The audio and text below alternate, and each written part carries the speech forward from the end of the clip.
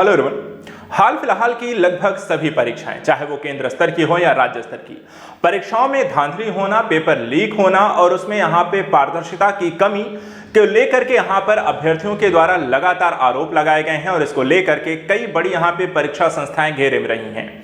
इसी को ध्यान में रखकर यूपीएससी के द्वारा परीक्षाएं जो आयोजित की जाती हैं उसको यहाँ पर बेहतर तरीके से उसमें पारदर्शिता बनाए रखने के लिए किसी भी तरीके के छेड़छाड़, पेपर लीक या अन्य किसी भी गंभीर समस्या से निपटने के लिए अब यूपीएससी जो है इन परीक्षाओं को एआई टेक्नोलॉजी का प्रयोग करके संरक्षित या सुरक्षित बनाने का प्रयास करने जा रहा है।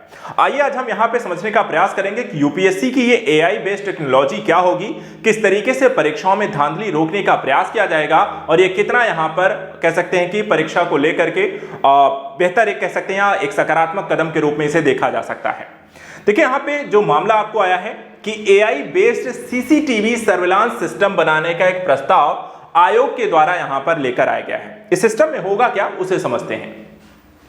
देखिए यूपीएससी का चीटिंग रोकने के लिए एक निर्णय लिया गया है। यह निर्णय हाल फिलहाल की कई परीक्षाएं, चाहे वो नीट हो, नेट के एग्जाम हो, उनमें गड़बड़ियों को लेकर देखा गया है। देश की कई प्रमुख भर्ती परीक्षाएं जो संस्थाएं हैं, इसमें चाहे यूपीएससी ने चीटिंग को रोकने के लिए एक फेशियल रिकॉग्निशन यानी कि चेहरे की पहचान करने में सक्षम और आर्टिफिशियल इंटेलिजेंस यानी एआई बेस्ड एक सीसीटीवी सर्विलांस सिस्टम का यहां पे इस्तेमाल करने का निर्णय लिया है। ये काम कैसे करेगा, कितना प्रभावी होगा, वो समझिए।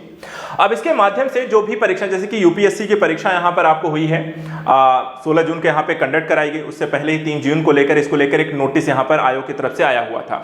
अब इसमें कई सारी यहाँ पे जो पब्लिक सर्विस की कंपनियां हैं उनको एक बिडिंग के लिए ऑफर दिया गया, आप इसमें बिडिंग लगाइए, जो यहाँ पर बेहतर सेवा देगा हम उसको यहाँ पर हायर करेंगे। आयोग ने यह निर्णय लिया है नीट यूजीसी नेट एग्जाम में कथित अनियमितताओं को लेकर।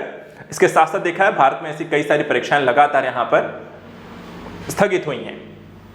आइए थोड़ा सा समझते हैं इस सिस्टम के बारे में।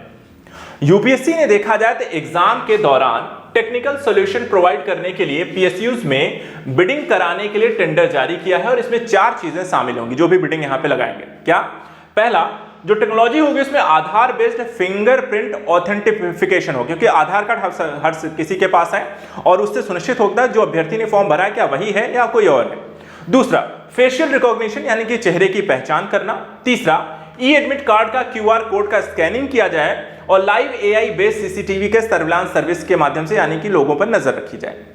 अब यूपीएससी देखा जाए जो परीक्षाएं आयोजित करता है इसमें ग्रुप ए और ग्रुप बी के यहाँ पे क्लास ऑफिसर्स को भर्ती करता है, उनसे संबंधित यहाँ पे एग्जाम कराता है।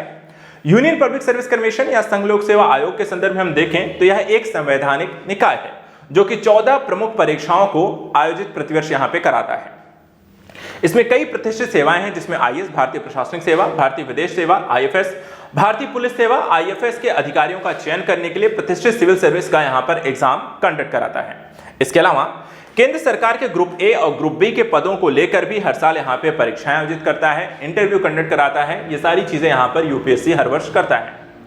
अब इसी को सुरक्षित बनाने के लिए जो यहाँ पे टेक्नोलॉजी यूज करेगा, जैसे कि एक टेक्नोलॉजी इसमें हम real time attendance monitoring system, इसमें क्या होगा, इसके माध्यम से सुरक्षित वेब सर्वर के जरिए आपको real time attendance monitoring system की व्यवस्था होनी चाहिए और सिस्टम में enrolment equity, real time monitoring के साथ साथ हर एक एनरोलमेंट और टाइम स्टॉप के लिए जीपीएस का प्रावधान भी होगा।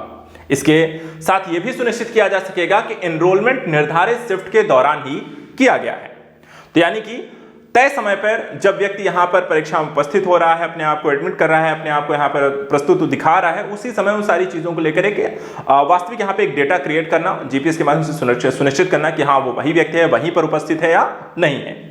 इसके अलावा 2 इमेजेस से होगा फेशियल रिकॉग्निशन। ये सिस्टम क्या होगा, आयोग ने कहा है कि फेशियल रिकॉग्निशन यानी कि चेहरे की पहचान 2 इमेजेस से की जानी चाहिए। एक, ऑनलाइन रजिस्ट्रेशन के दौरान प्रोवाइड की गई फोटो और दूसरी एग्जाम के दिन ली गई यहां पर इमेज, और दोनों यहां पर अगर मैच करती हैं तो यहां पर आपको सुनिश्चित किया जाएगा कि वही व्यक्ति है, उसकी जगह पे आया हुआ कोई दूसरा व्यक्ति। इसके बाद लाइव सीसीटीवी के वीडियो के माध्यम से एक तरीके से मॉनिटरिंग की जाएगी। यूपीएससी ने यहां पे कहा है कि देश भर के एग्जाम सेंटर पे एग्जाम के दौरान कैंडिडेट्स और अन्य तैनात व्यक्तियों की विभिन्न एक्टिविटीज पर नजर रखने के लिए रिकॉर्डिंग और लाइव ब्रॉडकास्ट सिस्टम के साथ सीसीटीवी के वीडियो की मॉनिटरिंग करने का निर्णय लिया गया, क्योंकि कई बार होता है कि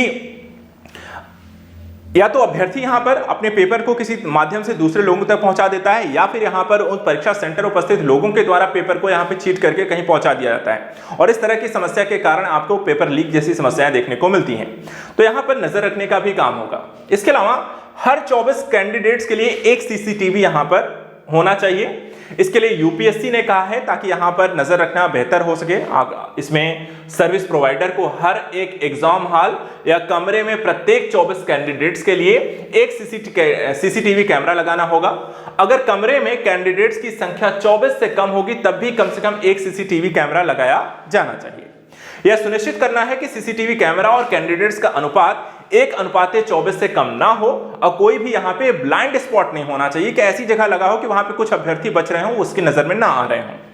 इसके अलावा entry exit gate control room CCTV से आपको लैस होने चाहिए और कंट्रोल रूम में एग्जाम से पहले और वाले इनसेंसिटिव मटेरियल्स का कहां रखे जाएंगे उन्हें कैमरे की निगरानी में खोला और पैक किया जाए। यानी कि पेपर जो भी कब आया, कितने बजे आया, कहां रखा गया है, कब खोला गया है, कौन खोल रहा है, वो सारी चीजें लगातार यहां पर कैमरे के सामने होनी चाहिए।